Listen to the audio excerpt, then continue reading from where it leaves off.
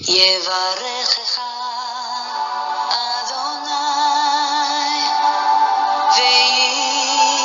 וישמרך. 하늘의 하나님 아버지, 이스라엘 백성이 한 번도 가보지 않았던 광야를 지나는 동안에 늘 임마누엘로 동행하시며 그들의 필요를 공급하시고 대적을 만날 때 대신 싸워주시고 늘 앞서 행하시며 장막 칠 곳을 준비하셨다가 불기둥이 멈추는 그곳에 이스라엘 백성들로 장막을 치고 쉬게 하신 우리 하나님, 가나안 땅에 안전하게 인도하시겠다고 약속하였지만 믿음이 없는 이스라엘 백성들은 불평하고 원망하고 하나님의 약속보다는 눈에 보이는 환경과 여건을 보고 판단함으로 많은 이들이 광야에서 쓰러졌습니다. 그러나 여호수아 갈렙은 하나님 약속의 말씀만 붙들고 그 하나님만 의지하고 나아갈 때 하나님께서 약속한 가나안 땅에 들어가는 복을 누렸던 것을 우리는 기억합니다. 우리도 광야 같은 이 세상을 지나고 있는 하나님의 백성인 줄 믿습니다. 여호수아 갈렙처럼 하나님의 약속의 말씀만 붙들고 약속을 믿고 평안을 누리며 걸어가게 하옵소서. 하나님, 믿음 없는 인생들은 눈에 보이는 환경과 여건을 보고 반응할 수밖에 없지만, 그러나 믿음이 있는 하나님의 사람들은 환경과 여건이 아니라 하나님이 무엇이라고 말씀하셨는지 그 신실한 약속의 말씀 위에 굳게 서서 믿음을 견고히 하여 우리 주님과 동행하는 줄 믿습니다. 우리에게 이 복을 주셔서 오늘 하나님 앞에 기도하고 말씀을 들을 때에 하나님 말씀 위에 우리의 믿음을 굳게 세우고 상황이 어떻든지 환경이 어떠하든지 하나님의 약속의 말씀만 붙들고 이 신앙의 길을 잘 걸어가는 우리들 되게 하여 주옵소서. 오늘도 하나님 우리를 통하여 들으시고자 하시는 기도가 있어서 우리를 불러주신 줄 믿습니다. 성령 하나님, 우리의 허물과 죄악을 용서하시고 우리의 입술에 마땅히 구할 바 기도의 제목들을 담아주셔서 하나님이 들으시고 기뻐하시고 응답하시는 놀라운 역사가 있게 해 주옵소서. 우리 눈에 보이지 아니하지만 하늘로부터 평화가 임하는 줄 믿습니다. 하나님의 얼굴을 구하는 하나님 백성들에게 주마 약속했던 하늘의 신령한 복을 이 시간 우리에게 허락하여 주옵소서. 하나님 말씀을 듣겠사오니 이 말씀을 들을 때에 놀라운 영의 기운이 거룩한 능력이 우리 영에 임하도록 역사하여 주옵소서. 사랑하는 주 예수님의 이름으로 감사하며 기도드리옵나이다. 아멘. 오늘 우리 종말의 이해를 돕는 문답 해설 46번째 시간을 가지겠습니다. 오늘 제목의 말씀은 말일의 성도는 누구의 후원을 입고 있는가? 자, 우리 제목 같이 읽겠습니다. 말일의 성도는 누구의 후원을 입고 있는가? 예, 앞에 화면에 띄워놓았습니다. 오늘 본문은 누가복음 22장, 또 요한 1서 2장, 요한계시록 6장, 우리 세 구절을 본문으로 살펴보겠습니다. 문답을 먼저 하겠습니다. 46문, 말일의 성도는 누구의 후원을 입고 있는가? 중보자 예수 그리스도와 제단 아래에서 부르짖는 순교자의 기도 후원을 받는 가운데 천군과 천사가 돕게 된다. 천국이 아니다, 그죠? 천군가, 예. 실수를 할 때마다 나는 사람이다 라는 걸 많이 느낍니다. 예. 자, 여러분, 완벽주의자들은요, 실수를 잘 용납을 못해요. 제가 완벽주의자였는데, 너무너무 피곤해요. 그래서 자려고 누웠다가도 저 앞에 액자가 벽에 걸리는 게 조금만 이상하면 못 보는 거예요. 일어나서 바로 해야 돼. 책상에 조금만 책이 막, 비뚤어져 있으면 그거 못 보는 거예요. 그걸 바로 탁탁탁 해야 되고, 그래서 어느 날 하나님이 그걸 깨시더라고. 그래서 막 좀 어지러놓고 살다가 어느 날 아이고 청소 한번 해야지 하면 이제는 조금 완벽주의자 기질이 좀 없어졌어요. 많이 없어졌어요. 그래, 그게 너무 피곤해요. 그래 살면. 그래서 한 번씩 실수할 때 아무렇지도 않은 거 보니까 내가 많이 변했구나. 그래 싶어요. 자, 누가 돕는다 그랬죠? 첫 번째는 중보자 예수 그리스도가 우리를 도우시고, 그 다음에 순교자들이 지금 제단 아래에서 우리를 위하여 중보 기도하며 우리를 돕고 있어요. 자, 이 기도가 있기 때문에 천군과 천사들이 우리 주변에서 우리를 돕고 계신 줄 믿습니다. 돕고 있는 줄 믿습니다. 예, 보이지 않는 영체들이 우리를 지키고 있어요. 여러분, 이제 신앙이 점점점 커갈수록 뭐에 민감해지냐면 보이지 않는 것에 대해서 민감해지기 시작해요.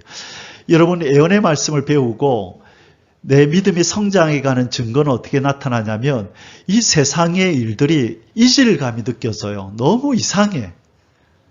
제가 처음에 예언의 말씀을 듣고 그 목사님이 박 선생님 요한계시록을 배우고 나면 영안이 열릴 겁니다. 사도 바울처럼 이제 보이는 게 달라질 겁니다. 사도 바울은 예수님 만나기 전에 율법 속에 있는 복음을 못 봤죠. 율법 속에 있는 예수님을 발견 못했죠. 사도 바울이. 근데 언제부터 보기 시작했어요? 다메섹 도상에서 예수님을 만나고 영안이 열렸잖아요. 아나니아가 기도할 때 눈에 껍질이 벗겨지죠. 그 다음부터는 만물도 새로워지고 말씀도 새로워지고 이전에 보지 못하고 느끼지 못했던 것들이 느껴지고 보이기 시작해요. 이전에 그냥 자연스럽게 봤던 야구 경기, 농구 경기, 올림픽 이런 것들이 언제부턴가 저 인간들 지금 뭐 하지?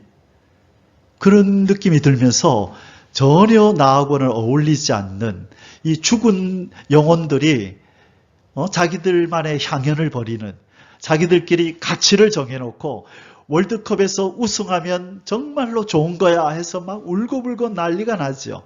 월드컵에서 금메달 따면 최고의 영광이야. 그거 누가 만든 가치관인데요. 그거 누가 만들었어요? 인간이 만든 거예요.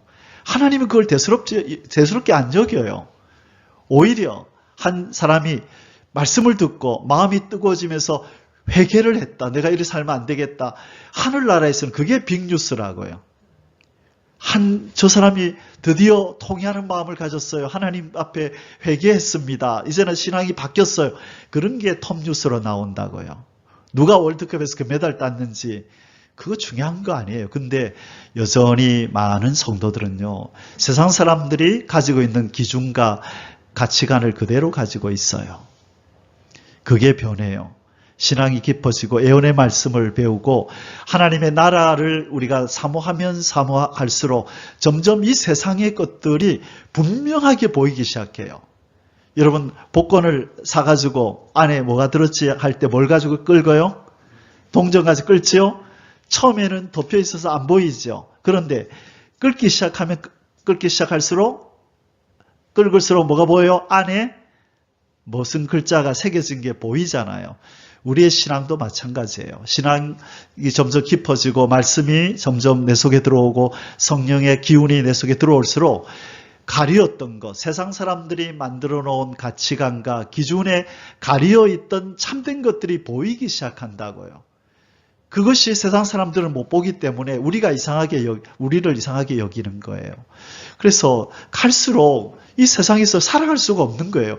막 사람들은 막 좋은 거라고 막 입에 거품을 일면서 말하는데 그게 뭐에 중요한데? 그게 뭐가 중요한데?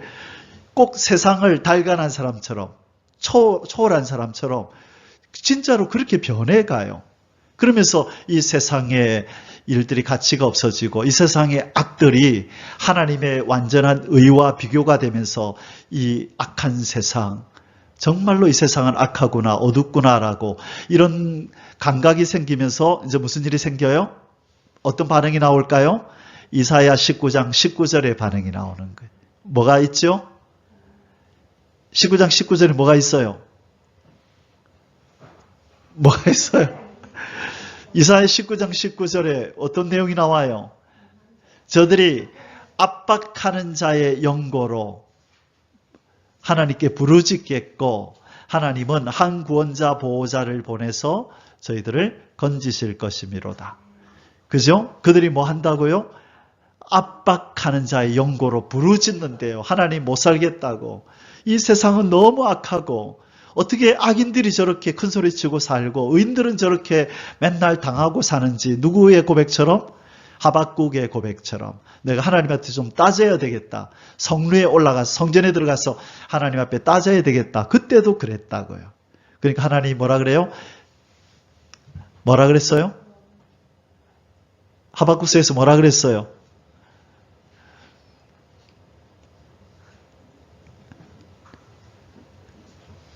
때가 되면 이 묵시는 정한 때가 있나니 지체하지 않고 이루어지리라. 그러므로 너는 달려가면서도 읽을 수 있도록 마음판에 새기라.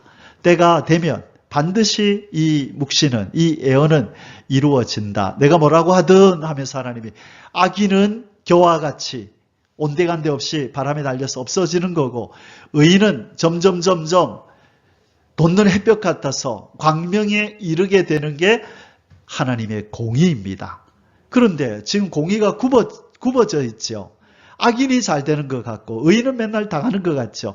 그런데 정한 때가 있다는 거예요. 하나님이 공의를 베푸시는 건 때가 있는 거예요.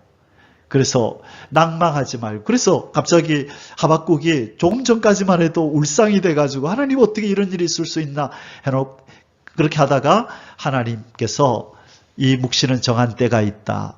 지체하지 않고 반드시 이루어진다. 그렇게 하고 나니까 갑자기 톤이 바뀌었어요.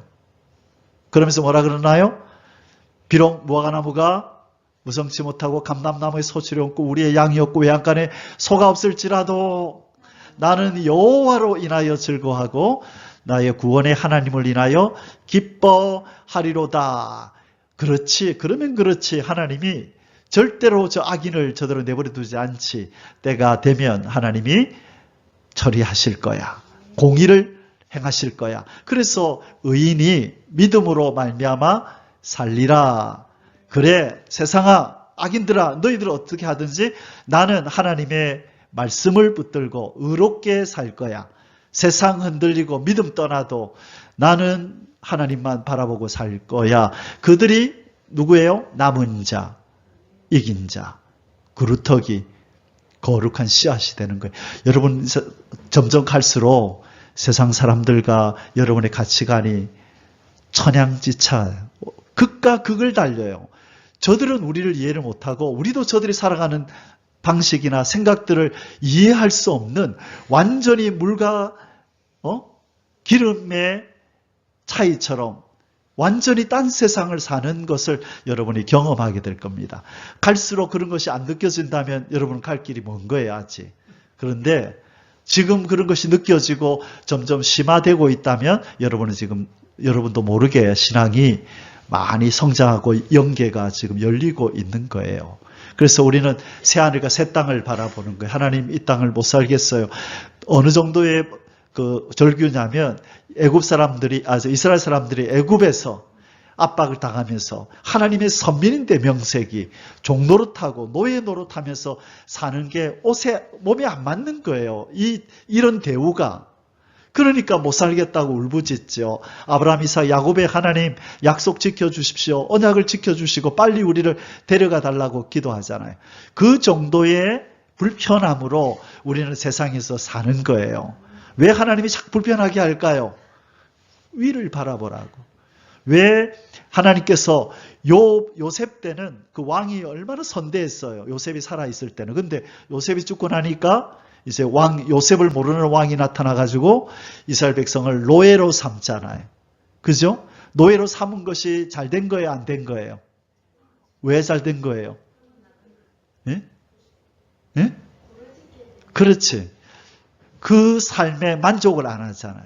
만약에 계속해서 애굽의 왕들이 선대하고 잘 대해주고 아이고 우리의 은인 당신의 조상 요셉이 우리를 살렸다 하고 계속 선대하고 그들을 잘 대해줬어 봐요. 그들이 나오자는 마음이 들까요? 여기가 좋사오니 그러겠죠. 그래서 이 마지막 때에는 정말 하나님의 사람들의 속에는 이 울분이, 이 절규가 있도록 세상이 변해요. 그렇게 변했는데도 불구하고 절규가 없다. 그 성도는 좀 수상한 거예요. 그 속에서 아직까지 거듭남을 체험을 못했거나 아주 어리거나 그런 상태. 지금은 추수 때인데 여러분 추수 때인데 벼가 새파랗게 살아만 있고 열매가 안 맺혀 있어요. 그러면 그것은 쓸모 있어요? 없어요? 살았으나 죽은 거예요. 이게 중요한 거예요. 지금 여러분 제가 자전거 타고 이 시골을 이렇게 다녀보니까 지금 한창 벼를 심는다고 막 이렇게 모짜리를 가져와서 이렇게 막 심고 있고 막 이렇게 그 트랙터에서 막 내리고 있더라고요. 지금은 농부들이 기분이 좋아요. 아, 심으면서 이제 나중에 가을 되면 추수할 거야. 그런데 지금은 새파란 것만 봐도 기분이 좋죠. 내일 가면은 아이고 잘 자라고 있네. 홍수가 나도 가봤는데 아 멀쩡하다. 아이고 건강하게 잘 살아있네. 그런데 추수 때에 갔는데 시퍼렇게 살아있어요. 유나나 살아있어서 농부가 기쁠까 안 기쁠까? 왜 안 기쁘지? 추수 때에 갔는데 파랗게 살아있는데 뭐가 없어? 열매가 없을 때는 살아있는 것이 기쁨이 아니라고요. 오늘날 성도들도 마찬가지예요. 내가 성도라는 이름을 가지고 있다라고 이 마지막 때는 기쁨이 되는 게 아니에요. 추수 때이기 때문에 예수님은 우리에게 열매를 요구하시고 열매가 뭐예요? 예수 그리스도를 닮은 우리의 신앙과 신앙 인격을 우리에게 요구하신다. 그것이 신랑을 기다리는 신부의 마땅히 가져야 될 자세니까요. 그게 없으면 그 열매가 없으면 추수 때 오시는 주님 앞에 기쁨이 될 수가 없는 거예요. 그래서 그 신부의 자리에는 아무나 갈 수 있는 것이 아닙니다. 자, 빨리 갈게요. 중보자 예수 그리스도와 순교자가 앞서간 순교자들이 빨리 하나님 심판하여 주시고 저 어둠의 세력들 심판하여서 우리의 핏값 갚아주십시오. 그리고 빨리 우리와 같은 동무 순교자들 이렇게 세워주십시오라고 기도를 열심히 하고 있단 말이에요. 누구의 기도보다도 하나님은 이 순교자들의 기도에 귀를 기울여요. 왜 그렇죠? 목숨을 바쳤잖아요. 하나님을 위해서. 그들이 간절히 소원할 때 알았다. 그래 너희들은 나를 위해서 목숨까지 바친 이들 아니냐. 내가 너희들의 기도를 어떻게 모른 채하고 외면할 수 있겠냐. 속히 응답해 주마. 그렇게 말씀하는 거예요. 자, 예수님과 순교자의 기도의 후원으로 천군과 천사들이 우리를 둘러서 지금 진치고 보호하고 있는 줄 믿습니다. 영안을 열어서 이 천사들의 활동이 느껴지기를 주의 이름으로 축원합니다. 남이 보지 못하는 걸 보면서 살아야 돼요. 자, 누가복음 22장 31절에서 32절 같이 읽겠습니다.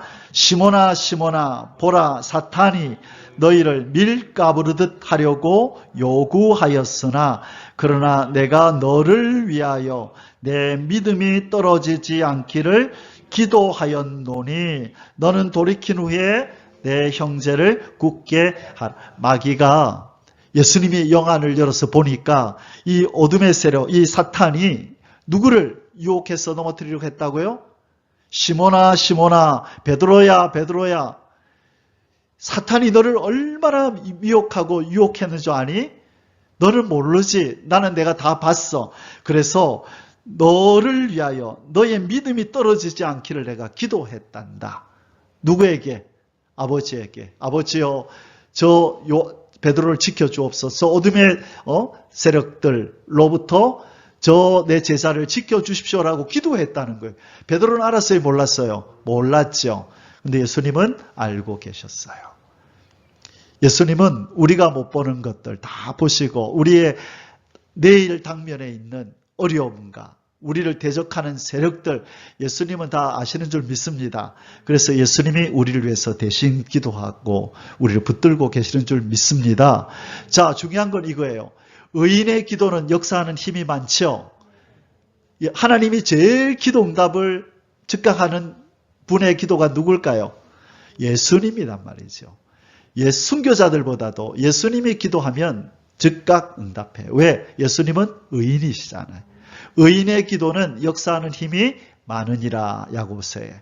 그래서 예수님이 우리를 위해서 기도하고 계시기 때문에 우리는 안전한 줄 믿습니다. 우리는 모르고, 우리는 어떤 일이 일어날지 모르고, 어떤 사람이 우리에게 해를 가할지 모르지만 우리 예수님이 불꽃 같은 눈으로 우리를 지키면서 우리의 걸어갈 길에 어떤 일이 벌어질지, 어떤 악인이 우리를 대적할지 아시고, 어떤 어려움에 처할지 아시고, 예수님은 우리를 위해서 기도하시는 줄 믿습니다. 예수님 우리의 구원자십니다. 그걸 믿고 평안을 누리세요. 다른 누가 우리를 위해서 기도하는 게 아니라 우리 예수님, 완전하신 전능자이신 우리의 구원자가 우리를 지키고 보호하고 있는 줄 믿습니다. 아멘. 두 번째, 요한일서 2장 1절, 나의 자녀들아 내가 이것을 너에게 쓰면 너희로 죄를 범하지 않게 하려 함이라. 만일 누가 죄를 범하여도 아버지 앞에서 우리에게 대언자가 있으니 곧 의로우신 예수 그리스도시라. 자, 예수님이 지금 하늘에서 뭐로 계셔요? 대언자, 중보자로 계신대요. 죄를 범해도 걱정하지 말아라. 우리가 죄를 범하면 누가 정죄해요? 마귀가 정죄하죠. 마귀가 우리가 욥기에서 보듯이 마귀가 하나님 앞에 저 인간이 죄를 범했습니다. 저 인간이 이렇습니다. 저렇습니다. 할 때에 우리에게 변호사가 있다는 거예요. 그분이 누구다? 예수 그리스도가 맞습니다. 그러나 저 죄를 위해서도 내가 십자가에서 못 박혀 죽었습니다. 저 피를 흘렸습니다. 저 죄를 위해서도 내가 피 흘렸습니다. 그러니 하나님 저 악한 마귀의 말을 개념치 마소서. 네, 저 죄도 내가 씻었습니다. 그래서 우리는 이 대언자이신 예수님 때문에 이 땅에서 하나님의 사랑을 받고 하나님의 은총을 받으며 사는 줄 믿습니다. 이걸 믿어야 돼요. 하나님이 살아계시고 우리의 대언자 예수님이 하나님 보좌 우편에서 우리를 위해서 대신 기도하시고 중보해 주시는 줄 믿습니다. 이분이 우리의 구원자시라는 거예요. 누구의 구원을 받느냐? 바로 예수님의 구원을 받는 거예요. 세 번째 6장 9절에서 11절은 순교자들이 나오죠. 닷새 인을 떼실 때에 내가 보니 하나님의 말씀과 그들이 가진 증거로 말미암아 죽임을 당한 영혼들이, 다시 말해 누구다? 순교자들이 큰 소리로 불러 이르되 거룩하고 참되신 대주제여, 땅에 거하는 자들을 심판하여 우리의 피를 갚아주지 아니하시기를 어느 때까지 하시려 하나이까 하니. 이상하지요. 순교자들은 원래 이렇게 기도 안 해요. 어떻게 원래는 기도했죠? 스데반, 하나님 저들의 죄를 용서해 주옵소서. 저들이 하는 일을 알지 못하고 저럽니다. 예수님도 그렇게 기도했죠. 그런데 갑자기 돌변했어요. 순교자들이. 기도가 갑자기 원수 갚아주십시오. 저 대적을 하나님 심판해 주십시오라고 기도하는 거예요. 왜 그렇죠? 왜 갑자기 돌변했어요? 왜 돌변했죠? 그 순교자가 아닙니까? 왜 그럴까요? 왜 갑자기 돌변했나요? 여기 이 부분을 우리 이 땅에 많은 성도들이 이해를 못하는 거예요. 이렇게 기도하면 안 되는 것으로 여기는 거예요. 용서했으면 끝까지 용서해야지. 왜 갑자기 이제는 원수 갚아달라고, 우리 피값을 갚아달라고 왜 갑자기 돌변하느냐? 이제는 무슨 때가 되었다? 심판 때가 됐다. 하나님은 사랑과 공의가 있잖아요. 그래서 예수 그리스도가 이 땅에 오셔서 구원의 길, 은혜의 길을 만드시고 십자가의 대속의 길을 만드셨을 때는, 그때는 무슨 때예요? 사랑의 하나님이 사랑을 베푸는 때였잖아요. 그렇죠? 그래, 그때에 사역했던 이 순교자들, 그 사랑의 하나님의 복음을 전하기 위해서 이 사랑의 때, 은혜의 때, 구원의 때 사역했던 이 사역자들이, 그들이 죽을 때도 사랑으로 죽은 거예요. 하나님, 저 죄를 용서해 주십시오. 저들이 몰라서 그래요. 그렇게 기도하고 죽었는데 이제는 무슨 때가 됐다? 심판의 때가 된 거예요. 드디어 공의의 하나님이 심판을 내릴 때가 됐음을 감지한 거예요. 그래서 하나님, 이제 때가 되었으니 공의를 베푸소서. 그리고 어서 속히 저 세상 나라를 주님의 나라로 이루소서. 그러기 위해서 뭐 해야 돼요? 심판이 있어야 되잖아요. 그러니까 하늘나라에 있는 이 순교자들은 어떤 때가 됐는지 알고 있는 거예요, 지금. 그래서 이렇게 기도를 하는 겁니다. 그래서 하나님이 뭐라 그랬어요? 각각 그들에게 흰 두루마기를 주시며 이르시되 아직 잠시 동안 시대 그들의 동무종들과 형제들도 자기처럼 죽임을 당하여 그 수가 차기까지 하라. 조금만 기다려라. 너희 동무 순교자들이 일어날 건데 그들의 수가 차면 이 땅은 내가 완전히 심판할게. 너희 핏값 갚아줄게. 조금만 기다리라. 그러니까 지금 이 순교자들은 누가 빨리 수가 차기를 바라요? 순교자들의 수가 차기를 바라는 거예요. 자, 그래서 지금 하나님은 순교자들을 지금 훈련시키고 모집하고 계십니다. 아멘. 자, 그러면 하나님은 어떻게 자기 소유를 보호하시는가? 아까 후원하신다 그랬죠? 예수님과 순교자와 천군 천사들이 우리를 지키고 보호한다 그랬죠? 자, 그래서 이 시간에 하나님은 어떻게 자기 소유를 보호하시고 후원하시는가? 어떤 약속들이 있는가? 7가지를 짧게 하나하나 살피고 오늘 말씀 마칠 거예요. 성경에 너무 많은 방법으로 하나님이 우리를 구원하시고 우리를 보호하시겠다고 말씀하셨는데 오늘 다 하면 오늘 철야해야 돼서 안 되고 짧게 7가지만 짧게 보고 마칠게요. 자, 첫째, 영원히 함께 동행하신다. 이것을 내자로 뭐라 한다? 임마누엘. 하나님이 우리와 함께 하신다. 이렇게 우리를 떠나지 않고 옆에 계시면서 우리를 후원하고 우리를 보호한다는 거예요. 그래서 우리의 영안이 열리고 우리의 영적 감각이 점점점 살아날수록 우리는 뭘 느낀다? 하나님이 내 옆에 계시구나. 정말로 하나님 날 보고 계시고 내 옆에서 떠나지 않고 늘 동행하시는구나. 이게 믿어진다는 거예요. 점점. 여호수아 1장 9절 같이 읽습니다. 내가 너에게 명령한 것이 아니냐. 강하고 담대하라. 두려워하지 말며 놀라지 말라. 네가 어디로 가든지 내 하나님 여호와가 너와 함께 하느니라 하시니라. 저 이 말씀을 알고 나서 자유함을 누렸어요. 이 말씀을 모를 때는 하나님 고등학교 어디 가야 돼요? 중앙고등학교 가야 돼요? 동아고등학교 가야 돼요? 3일 동안 금식하면서 하나님이 응답 주실 줄 알았어. 중앙고 가라. 동아고등학교 가라. 그럴 줄 알았어. 근데 응답이 없어. 나는 모든 걸 하나님 앞에 다 물어야 되고 응답을 해주셔야 나는 행동하겠다고 그렇게 생각했는데 알고 이 구절을 보니까 그게 아니었던 거예요. 하나님이 뭐라 그러시냐면 네가 어디로 가든지 네 하나님 여호와가 너와 함께 하느니라. 네가 선택하고 가는 길이 죄된 길이 아니고 어둠의 길이 아니라면 네가 나에게 기도하고 하나님 어떻게 할까요? 알려주십시오. 하나님 뜻대로 하겠습니다. 하고 3일 동안 제가 기도하겠습니다. 근데 3일 동안 딱 기도했는데 음성도 없고 하나님 나타나는 것도 없어. 근데 마음속에 어떤 마음이 들어요? 아, 여기가 좋겠다. 그런 마음이 들죠? 그러면 그렇게 하면 돼요.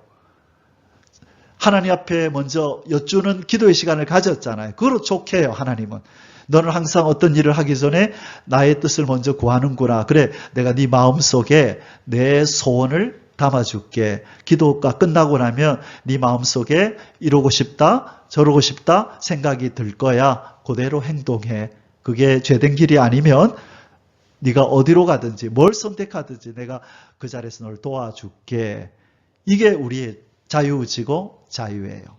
제가 강아지를 하루에 2-3번씩 산책을 시키는데 아침에 딱 나오면 어디로 딱 줄을 꺼놓고 글로만 가라 할까요? 아니면 인도 내에서 자기가 마음대로 가도록 허락할까요? 예, 인도 차도로만 안 가면 얘가 이쪽으로 가든 돌아서 가든 상관 안 해요. 네가 알아서 가. 네가 어디로 가든지 내가 너와 동행할 거야. 진짜 그래요. 걔가 서면서도 서요. 어떻게 할까요? 나 봐요. 네가 알아서 해. 네가 하자는 대로 내가 할 거야. 집에 갈래? 그러면 돌아서 가. 그럼 내가 따라가 줄게.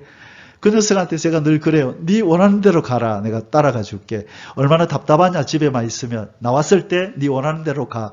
대신에 찾기로 가면 안 돼? 하고 거기서 딱 막죠. 그게 하나님 우리를 인도해 가는 방법이에요. 기도하셨으면 하나님 나 이렇게 할래요. 선택하시고 도와주세요. 하고 밀고 나가세요. 너무나 저는 소심하게 살았던 것 같아요. 꼭 뭔가 하나님께서 확실히 응답해야만 움직이고, 그렇지 않으면 어쩌지, 내가 실수하면 어떻게 하지, 내가 잘못 선택하면 어떻게 하지, 너무 소극적으로 살아왔던 사람들이 있었어요. 근데 언제부턴가 이 진리를 알고 나서는 제가 담대해졌어요. 하나님 나 이렇게 할래요. 하나님 도와주십시오. 나 이렇게 할래요. 하나님을 위해서. 나 이 일을 할래요. 이거 해볼래요. 하나님 도와주십시오. 그리고 밀고 나가는 거예요. 하나님 뭐라 그러신다고요? 네가 어디로 가든지 네 하나님 나 여호와가 너와 함께 하느니라. 아멘. 이게 하나님 백성의 담대함이에요. 우리가 뭔가를 정말로 하나님이 거기 아니야 했는데 우리가 잘못 알아서 혹시나 발걸음을 내디디면 하나님 뭘 보신다? 그래 너 나한테 기도했잖아. 내 뜻대로.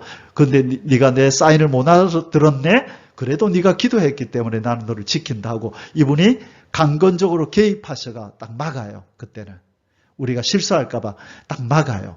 그때는 이게 아닌가 보다 하고 빨리 돌아서야죠. 그때는. 그렇지 않고 하나님이 그 길을 계속 가게 하거든. 그분이 나와 동행하고 있다는 걸 믿으시기 바랍니다. 자, 우리가 잘 아는 마태복음 28장 18절에서 20절에 지상명령이죠. 뭐라고 말씀하셨어요? 내가 하늘과 땅의 모든 권세를 하나님이 내게 주셨는데 너희는 가서 모든 민족을 제자를 삼아 아버지와 아들과 성령의 이름으로 세례를 베풀고 내가 분부한 모든 것을 너희에게 분부한 모든 것을 가르쳐 지키게 하라. 볼지어다. 읽겠습니다. 내가 너희와 아멘. 여러분 우리 주변에 사람은 떠나요. 먼저 세상을 떠나서 떠나기도 하고 이제 때가 돼서 우리를 떠나기도 하고 그렇죠. 많은 것들이 변하고 많은 사람들이 떠나고 그래. 그런데 누구는 안 떠나요? 우리 예수님, 우리 하나님은 우리 옆에서 우리가 어미 뱃속에서 만들어지기 전부터 우리를 주목하셨고 내가 태에서 나옴으로부터 백발이 되기까지 나를 품으신 하나님. 시편 기자 그렇게 고백하거든요. 내가 어미 배에서 나옴으로부터 백발이 되기까지 침 삼킬 동안도 나를 놓지 않으신 하나님. 그렇게 표현해요. 침 삼킬 동안도 나를 놓지 않으셨대. 다 지켜보고. 그리고 그게 요즘은 참 많이 느껴져요. 늘 옆에서 보고 계신 것 같아. 이렇게 옆에 흐뭇한 모습으로 보고 계시는 것 같아. 갈수록 그게 깊어져요. 이전에 처음 예수님을 만나고 산기도 가서 저 산 꼭대기에 올라가서 그때 밤 9시 반 10시 다 됐는데 사직 야구장에서 불을 환하게 켜놓고 막 함성 지르는 소리가 약간 희미하게 들려왔어요. 저 연산 구동 저 산 꼭대기에서. 그래서 산 꼭대기 올라가서 그 마을을 쳐다보고 저 사람들 야구하는 모습을 이렇게 멀리서 느끼면서 저 사람들 뭐하지? 저들은 하나님이 계신 걸 알까? 그때 그런 생각을 했다고요. 근데 수십 년이 지났잖아요. 지금 얼마나 그게 더 예민해졌겠어요. 그러니까 이 땅을 살 수가 없는 거예요. 그래서 주님의 나라가 곧 오겠구나. 이제 주님 오실 날이 임박하구나. 그래서 하나님이 자꾸 나에게 이런 감각들을 새롭게 하여 주시는구나. 그래 하나님의 백성들은 다 이런 변화가 일어나는 줄 믿습니다. 자, 그 다음에 두 번째, 하나님은 어떻게 우리를 구원하고 우리를 보호하시느냐? 아버지로서 자녀들을 보호하고 후원하세요.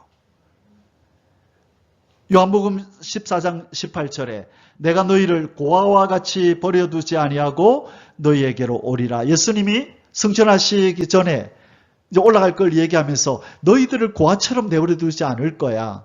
내가 반드시 너희들에게 올 거야. 너희들은 고아 아니란다. 아까 뭐라 그랬어요? 예수님이 세상 끝날까지 너희와 항상 함께 있을 거라 그랬죠. 고아가 아니래요. 그러면서 로마서 8장 15절에 같이 읽습니다. 너희는 다시 무서워하는 종의 영을 받지 아니하고 양자의 영을 받았으므로 우리가 아빠 아버지라고 부르짖느니라. 우리 정성자 권사님이 요즘 자주 그 고백을 해요. 목사님 요즘 제가 이상하게 변했다고. 이전에는 아버지 하나님을 아버지라 부르는 게 좀 쑥스럽고 좀 부끄러운데 요즘 너무나 자연스럽게 아버지라는 말이 너무나 자연스럽게 나온대요. 자기가 많이 변했다고. 이제 신앙이 들어가니까 그 안에 있는 양자의 영이 성장하는 거죠. 그래서 아바, 아버지, 아버지를 부르는 게 너무 익숙해지는 거예요. 이건 아무나 부르는 게 아니에요. 하나님의 영, 양자의 영, 진리의 영이 있는 사람만이 하나님을 아버지요라고 부르는 거예요. 그래서 하나님은 아버지로서 자녀들을 보호하고 후원하듯이 우리 옆에서 우리 아버지로 역사하고 계신 줄 믿습니다. 아멘. 세 번째로, 버리시거나 떠나시지 아니하시고 우리를 항상 후원해 주세요.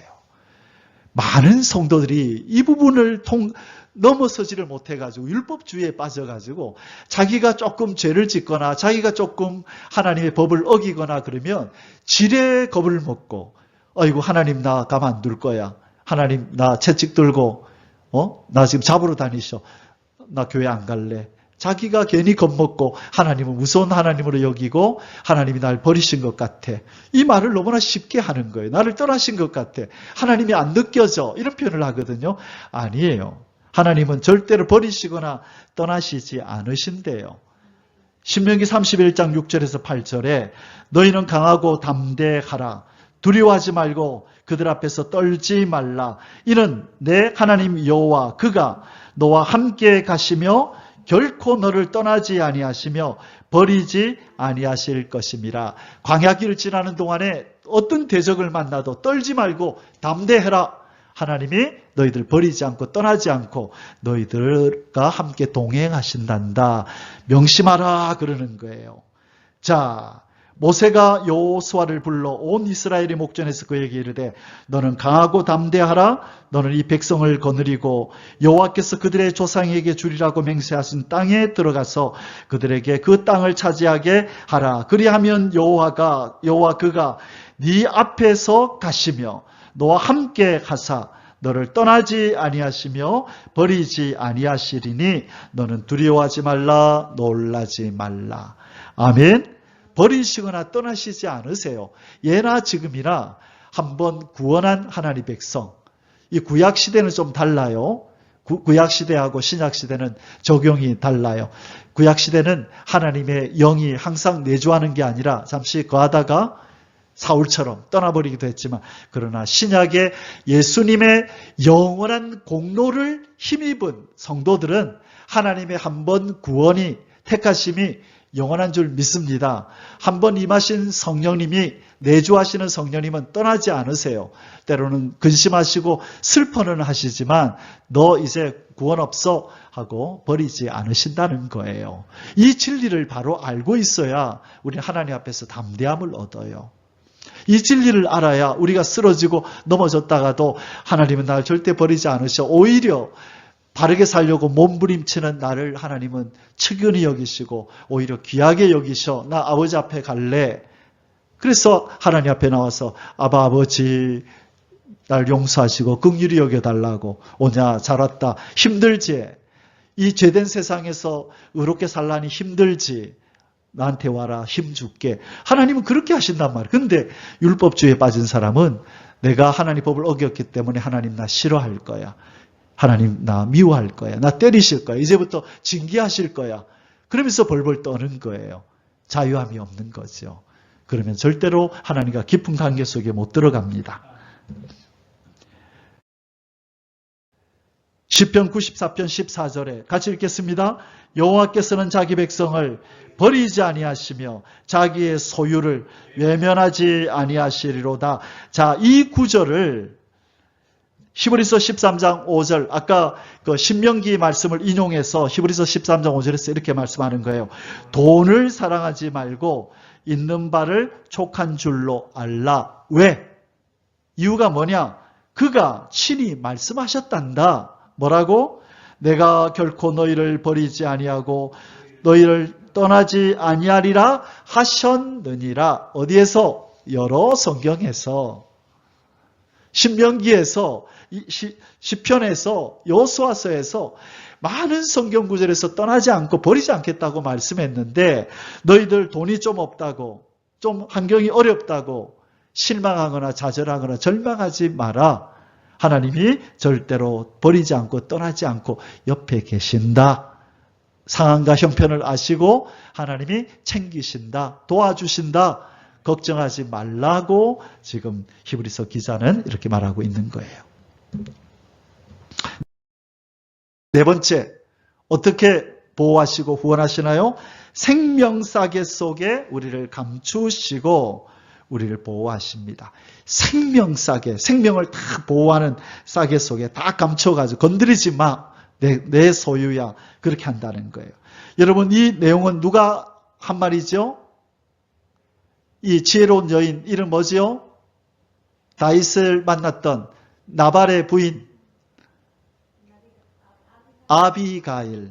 아비가일이라고 하는 이 현숙한 여인이 한 말 중에 이 말 때문에 다윗의 마음이 녹았잖아요. 안 그랬으면 나발 바로 죽이려고 지금 막 군대들을 이끌고 가다가 이 나발의 부인이 현숙한 여인이 믿음의 여인이 와서 이 말을 딱 하니까 다윗의 마음이 탁 녹아져서 내가 한번 참는다 했던 거예요. 뭐라 그랬죠?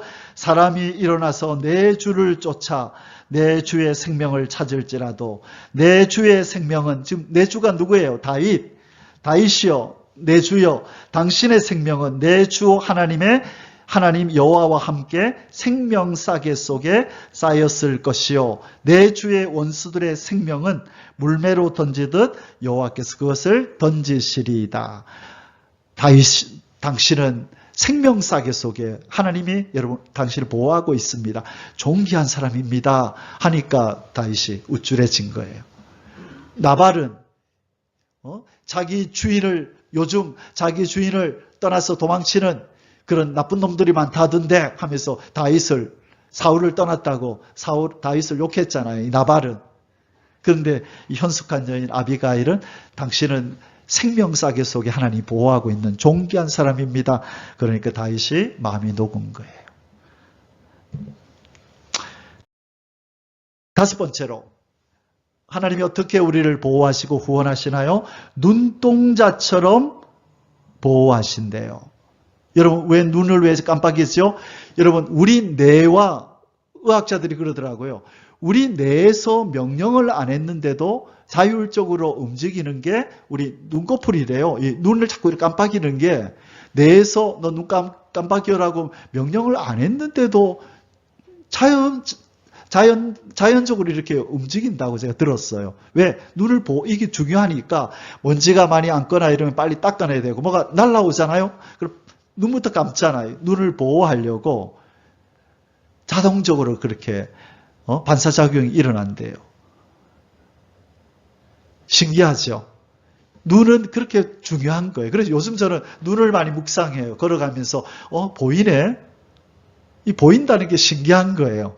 보인다? 저는 한 번씩 그래요. 들린다? 들리네? 참 신기하네. 이게 왜 들리지? 뭐가? 왜 보이지? 참 하나님이 신기하게 만드셨다. 어떻게 이게 보이고 들리지? 그게 신기하게 느껴질 때가 있어요. 자, 하나님이 뭐처럼 지키신다? 눈동자처럼 하나님이 딱 우리를 보호한대요. 신명기 32장 10절에 여호와께서 그를 황무지에서 짐승이 부르짖는 광야에서 만나시고 호위하시며 보호하시며 자기의 눈동자같이 지키셨도다. 누구를? 이스라엘 백성들을 눈동자처럼 지켰대요. 시편 17편 8절에 나를 눈동자같이 지키시고 주의 날개 그늘 아래에 감추사. 눈동자처럼 그렇게 귀하게 지키신다는 거예요. 우리는 그런 존재인 줄 믿습니다. 하나님의 눈동자라는 거예요, 우리가. 여섯 번째, 주의 날개 그늘 아래에다가 감추시고 보호하시며 우리를 후원해 주세요. 날개 그늘에 탁 품으셨대요. 황제 펭귄 얘기 아십니까? 황제 펭귄. 엄마가 알을 놓고 나면 이제 아빠 펭귄이 알을 품고 그 추위를 아마 3개월일 거예요. 3개월을 먹지도 안 하고 알을 품고 가만히 있죠. 이 아빠 펭귄들이. 그러니까 혼자는 너무 추우니까 아빠 펭귄들이 다 모여가지고 어깨를 전부 다 붙이고 앞뒤로 이렇게 다 서로의 온기를 나누면서 3개월을 지나잖아요. 그동안에 어미 알을 낳았더니 엄마 펭귄은 바다에 멀리 가서 식량 많이 먹고 또 찾아와서 여보 자리 받고 해서 알을 달라고 하고 이제 당신 먹고 와 하는데 아빠가 알을 엄마한테 딱 넘겨줄 때 이게 바로 쏙 들어와야 되는데 너무 추우니까 조금 다른 데로 굴러갔다 그러면 바로 깨져버리는 거예요. 얼어가지고 터져버리는 거예요. 그러면 막 울부짖는 장면이 있더라고요. 3개월 동안 품었는데 이 전달하다가 그만 굴러가 버린 거예요. 그래서 막 엄마 아빠가 울부짖는 장면이 나와요. 3개월 동안 품고 날개 아래 탁 품고 보호하는 황제 펭귄. 여러분 유튜브 가면 나와요. 3개월 동안이나 아무것도 먹지 않고 지키고 엄마가 또 교대에서 또 3개월을 또 그렇게 긴 세월 시간을 이 아이를 지키는 거예요. 시편 17편 7절에 주께 피하는 자들을 일어나 치는 자들에게서 오른손으로 구원하시는 주여 주의 기이한 사랑을 나타내소서. 잊고 있었던 이 표현이 나와서 제가 오늘 참 기뻤어요. 주의 기이한 사랑을 나타내소서. 그냥 사랑이 아니라 기이한 사랑. 저 사람은 정말 하나님한테 특별한 사랑을 받네.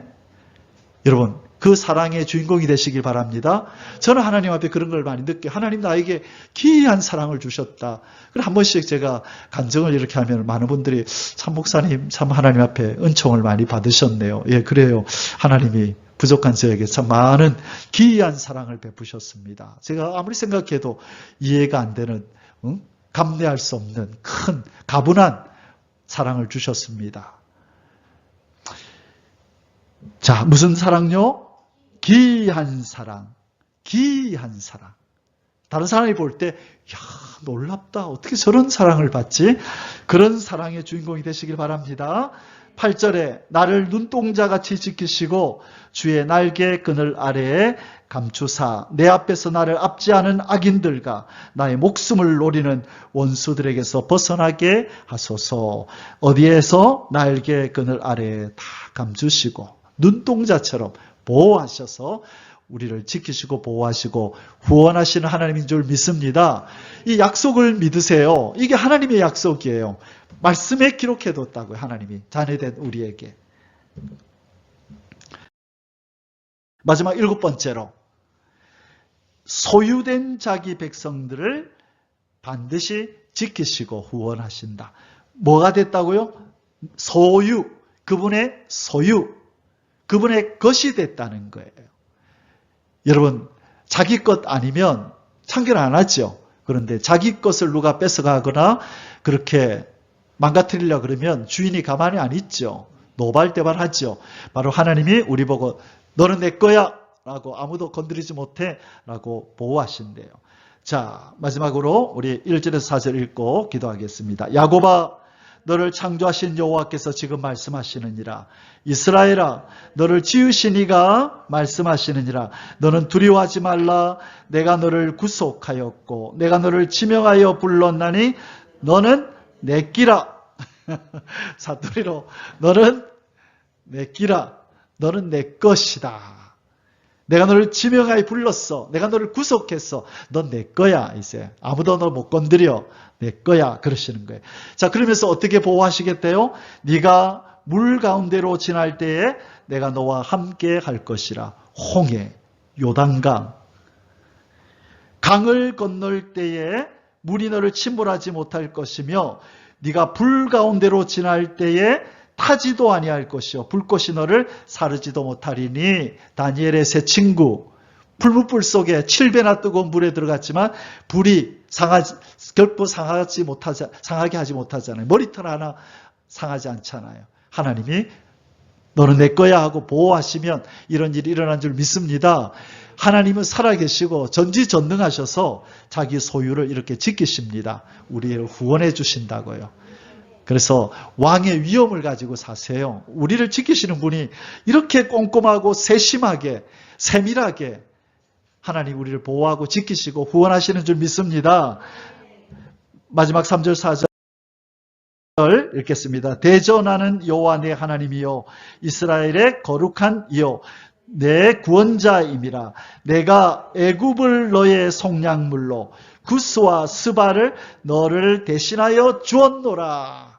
너를 보호하기 위해서 내가 다른 것들을, 다른 사람들을, 다른 나라를, 이스라엘아 내가 너희를 구원하려고 다른 것들을 제물 삼아 주고 너희들은 내가 빼냈다.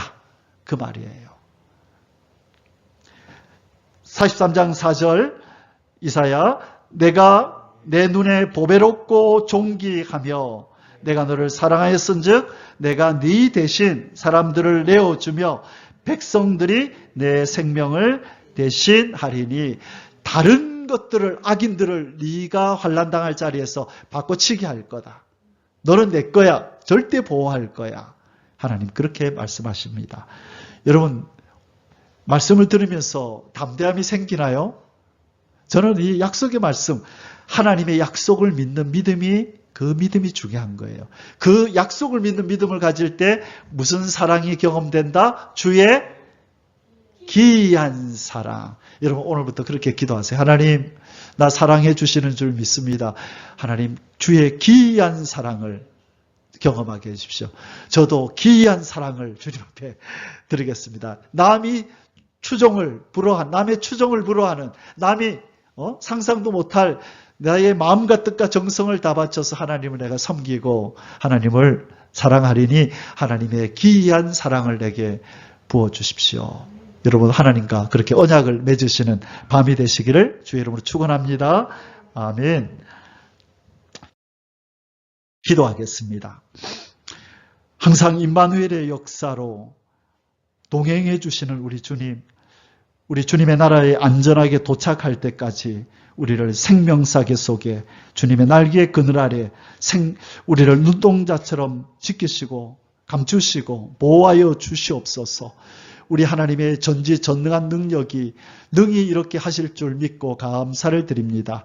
하나님이, 우리 주님이 우리를 후원하시고 순교자들이 우리를 후원하고 천군과 천사들이 우리를 후원하고 있음을 믿습니다. 왕의 위엄을 가지고 담대하게 이 땅을 살게 해 주시옵소서.